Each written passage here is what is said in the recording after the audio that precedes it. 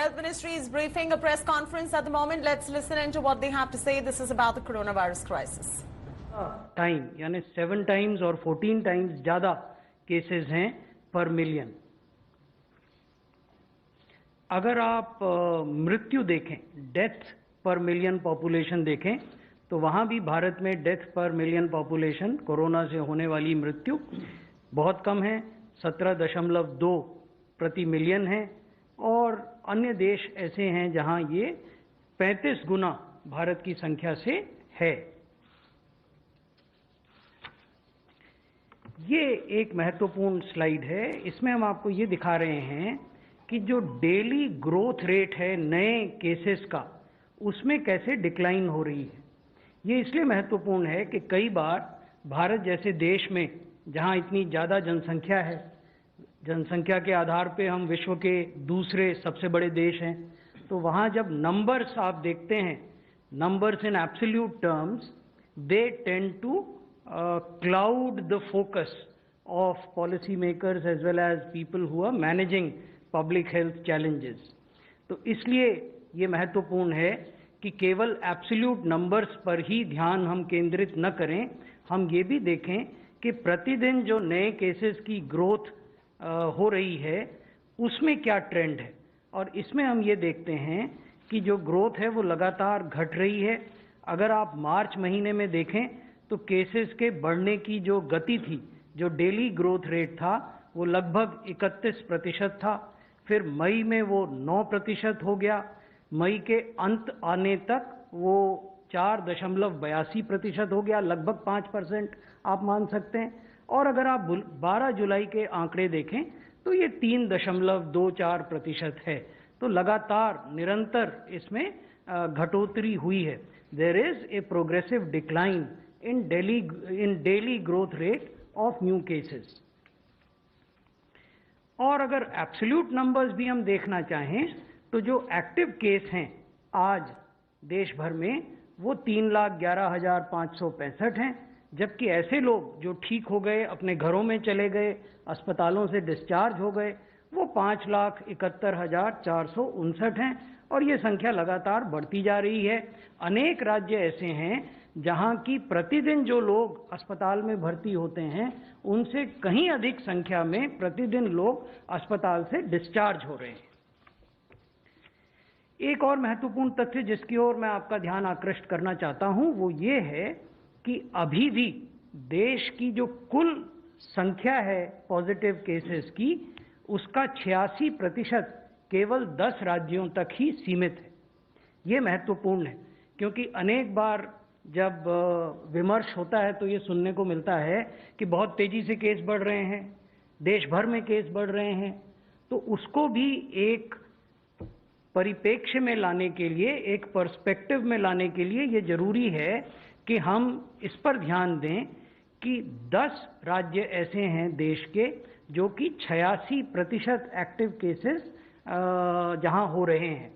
और इनमें भी 2 राज्य ऐसे हैं जहां 50% केसेस हो रहे हैं, महाराष्ट्र और तमिलनाडु, और 36% जो केसेस हैं वो 8 राज्यों में हो रहे हैं, जो मैंने आपको इसमें दर्शाया है। अब इसमें ध्यान देने की बात यह है कि अनेक बड़े राज्य हैं जो आपको इस 10 राज्यों की सूची में नहीं मिलेंगे, जैसे बिहार, मध्य प्रदेश, राजस्थान, हरियाणा, हिमाचल प्रदेश, उत्तराखंड, केरला। तो ऐसा नहीं है कि देश में एक ही गति से, एक ही व्यापकता से कोविड-19 का फैलाव हो रहा है। तो 10 राज्य ऐसे हैं जहां 86% केसेस हुए हैं। अब ये महत्वपूर्ण स्लाइड है जिसकी ओर मैं आप सबका ध्यान आकृष्ट करना चाहूँगा। इसमें हम दिखा रहे हैं कि कैसे रिकवर्ड केसेस का ग्राफ और एक्टिव केसेस का ग्राफ बिहेव कर रहा है। आप ये देखेंगे कि मई के अंतिम सप्ताह तक जो एक्टिव केसेस थे वो रिकवर्ड केसेस से ज़्यादा थे। यानी 2 मई से लेकर 30 मई तक जो अंतर था वो एक्टिव केसेस के पक्ष में था। यानी एक्टिव केसेस की संख्या ज़्यादा थी और जो रिकवर्ड केस हो गए, जो लोग ठीक हो गए, घर चले गए, उनकी संख्या कम थी। लेकिन उसके बाद से ये जो अंतर है ये बढ़ता जा रहा है और आज की तारीख में जो रिकवर्ड केसेस हैं वो 1.8 टाइम्स हैं एक्टिव केसेस के, यानी 1.8 गुना ज़्यादा मात्रा में लोग रिकवर हुए हैं। रिकवरी रेट किस प्रकार से चल रहा है ये हम इसमें आपको दिखा रहे हैं। आप ये नोट करेंगे कि मई में रिकवरी रेट लगभग 26-26.5% था। फिर मई के अंत तक वो लगभग 48% हो गया और जुलाई आने तक 12 जुलाई तक वो 63% है। ये राष्ट्रीय रिकवरी रेट है, देश का रिकवरी रेट है। लेकिन 20 राज्य ऐसे हैं आज भी जिनका रिकवरी रेट राष्ट्रीय औसत से कहीं अधिक है। उसकी ओर अब हम आपको ले जाते हैं। ये देखिए, ये इसमें हम दिखा रहे हैं कि भारत का, देश का जो औसत रिकवरी रेट है वो 63% है। लेकिन ऐसे भी राज्य हैं जहां ये 87% भी है, 80% भी है, 71% भी है। अनेक राज्य हमने इसमें नहीं दिखाए हैं, उनका भी रिकवरी रेट राष्ट्र के, देश के रिकवरी रेट से अधिक है। उदाहरण के लिए इस टेबल में हमने आपको केवल वो राज्य दिखाए हैं जहां 71% या उससे अधिक रिकवरी रेट है। अगर आप 65% और 71% के बीच के रिकवरी रेट वाले राज्यों की बात करें, क्योंकि देश का औसत रिकवरी रेट तो 63% है, उससे ज़्यादा states that have registered 65 to 70% recovery rate, they are UP with a recovery rate of 64, Uttar Pradesh में रिकवरी रेट 64 है, उड़ीसा में रिकवरी रेट 67 है 67, आसाम में रिकवरी रेट 65 है, गुजरात में रिकवरी रेट 70% है और तमिलनाडु में रिकवरी रेट 65% है। तो वो भी राज्य हैं जहां की recovery rate is higher than the national average. अब एक ये तथ्य है जिस पर काफी बहस होती है। पिछले सप्ताह के इंटरैक्शन में जो आपके साथ हुआ, हम इसको नहीं छू पाए थे, तो कुछ उन्होंने ये सुझाव दिया था कि इस पर बात की जानी चाहिए। अगर हम केसेस पर मिलियन की बात करते हैं, अगर हम रिकवरी की बात करते हैं, अगर हम डेथ पर मिलियन की बात करते हैं, तो टेस्ट पर मिलियन की बात भी की जानी चाहिए। आज हम करेंगे। तो ये जो स्लाइड है इसमें हम आपको ये दिखा रहे हैं कि कैसे हमने अपनी टेस्टिंग क्षमताओं का विकास किया। जब ये पेंडेमिक इस देश में शुरू हुआ था, उस समय हम आपको ये दिखा रहे हैं मार्च से, मिड मार्च से। उस समय ये ग्राफ थोड़ा सा दिखाई देने में कठिनाई होगी, लेकिन मैं आपको बताता हूं। अगर आप मिड मार्च में देखें तो हमारे पास 101 लैब थे जहां RT-PCR टेस्ट होते थे पूरे देश में, 101 लैब। आज हमारे पास 1206 लैब हैं और 280 ऐसे स्टेशंस हैं जहां की रैपिड एंटीजन टेस्ट होते हैं।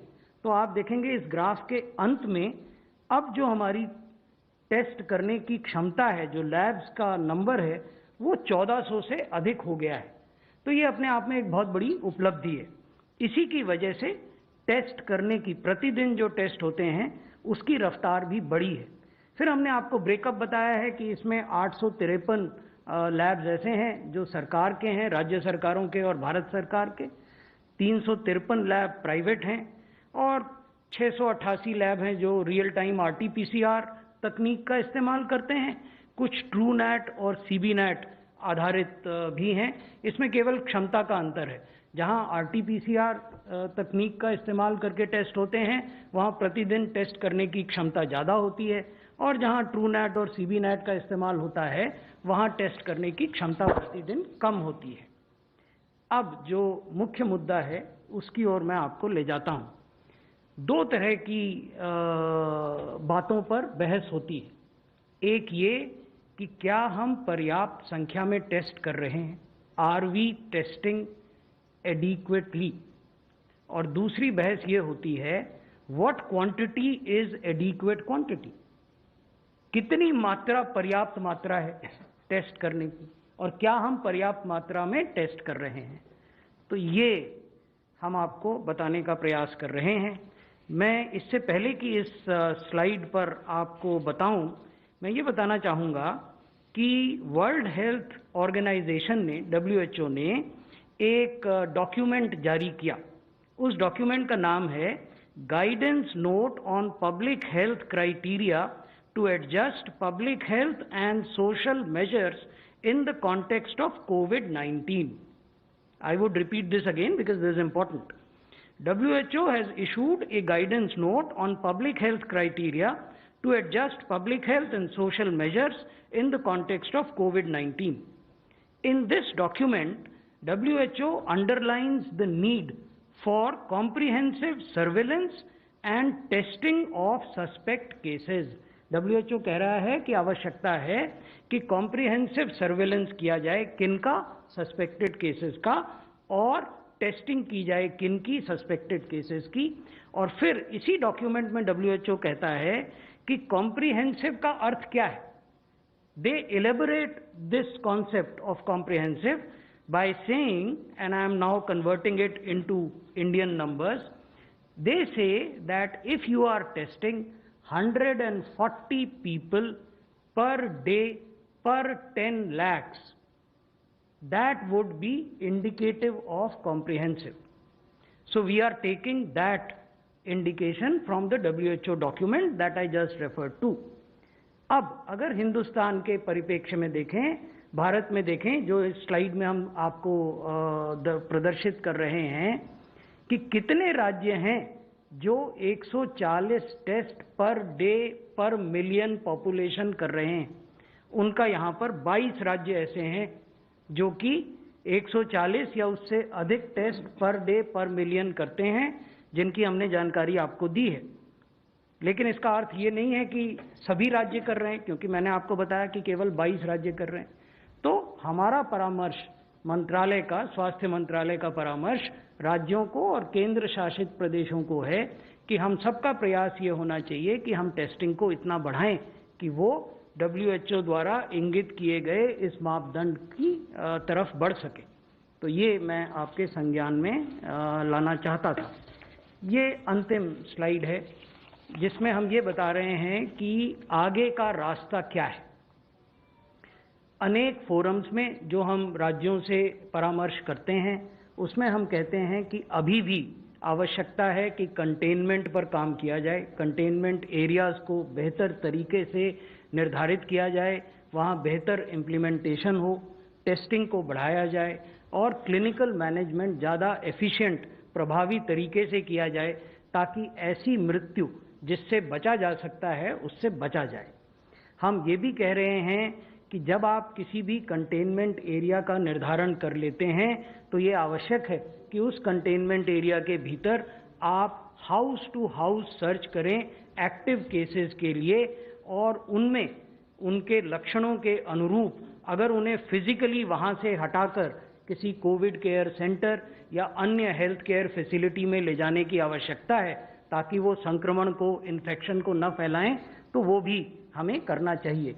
हम ये भी कह रहे हैं कि अगर आप टेस्ट बढ़ाते हैं, जो कि मैंने अभी आपको दिखाया WHO का मापदंड और कितने राज्य उस मापदंड पर खरे उतर रहे हैं, अगर आप टेस्ट बढ़ाते हैं तो इस बात की संभावना रहेगी कि आप केसेस को पहले पकड़ पाएं, अर्ली डिटेक्शन कर पाएं, और अगर आप पहले डिटेक्ट करेंगे तो पहले इलाज करेंगे और लोग बेहतर होकर घर जा पाएंगे। हम ये भी कह रहे हैं कि हमें अभी भी लगातार अपनी हेल्थ केयर फैसिलिटीज़ को अपग्रेड करने की आवश्यकता है। ICU बेड्स बढ़ाने की आवश्यकता है, ऑक्सीजन बेड्स बढ़ाने की आवश्यकता है, कोविड केयर सेंटर्स बनाने की आवश्यकता है।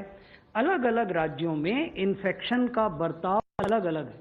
जैसे अगर आप दिल्ली में देखें तो आज हमारी अधिकांश बेड्स खाली हैं, लेकिन उसका अर्थ ये नहीं है कि सभी राज्यों में ऐसी स्थिति हर समय बनी रहेगी। तो इसलिए पहले से तैयारी करके रहने की आवश्यकता है, जो हम प्रत्येक राज्य सरकार के संज्ञान में लाते हैं।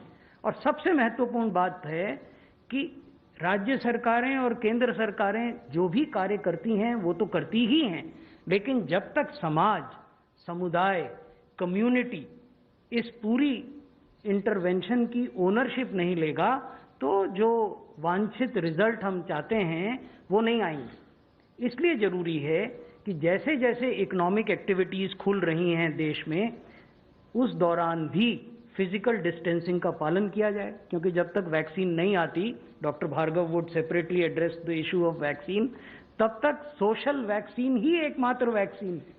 आप सामाजिक दूरी का पालन करें, आप मास्क पहने या रीयूजेबल फेस कवर जो घर में बन जाते हैं जिसका अनेक बार उपयोग किया जा सकता है उसको पहने, हैंड हाइजीन का ध्यान रखें, हाथों को लगातार धोएं साबुन और पानी से, रेस्पिरेटरी हाइजीन का ध्यान रखें, जब भी आप खांसते या छींकते हैं तो या तो रुमाल रख कर करें या उसको ऐसे अपने हाथ के इस पर करें। इन्वायरमेंटल सैनिटेशन, इधर उधर थूके नहीं, कूड़ा कचरा न फैलाएं।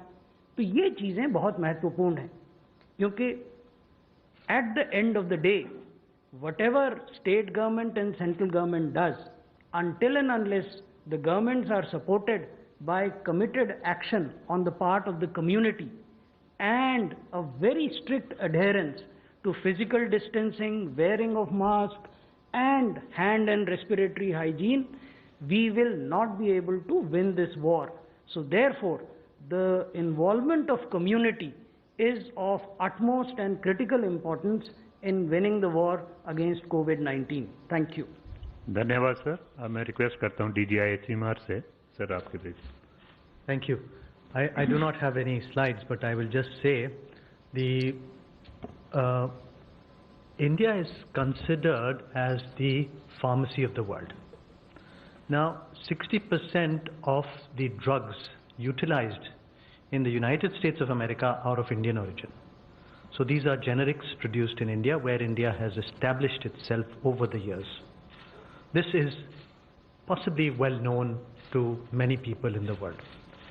Having said that, an important fact that is not known is that 60% of the vaccines supplied in the world, whether it be Africa or Europe or Southeast Asia or anywhere, are of Indian origin.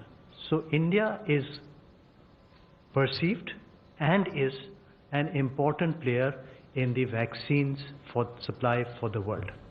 That is the most important point to remember.